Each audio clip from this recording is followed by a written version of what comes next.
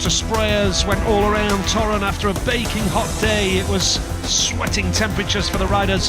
The autograph session, Greg Hancock, the series leader, with a 22-point lead going into round number 8 of the World Championship. Magnus Zetterström, he got a one-off call-up because of the illness to Janis Kalodze, and Jarek Hampel desperately looking to close the gap on series leader Greg Hancock with a good performance on the Torun racetrack.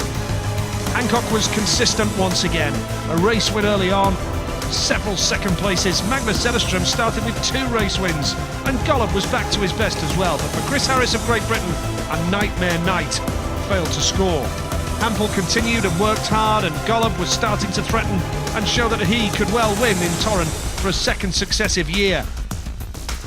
But Jarek Hampel had it all to gain, because Greg Hancock was dropping points and Hampel was desperate to close that gap. He looked quick, he looked dominant, and it was only in his 4th ride and 5th ride where Hampel dropped points.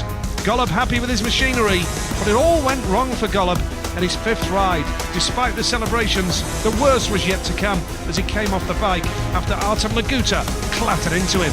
Thankfully, Golub was okay after a blow to the neck and the shoulder, and he was able to take his place in the restart.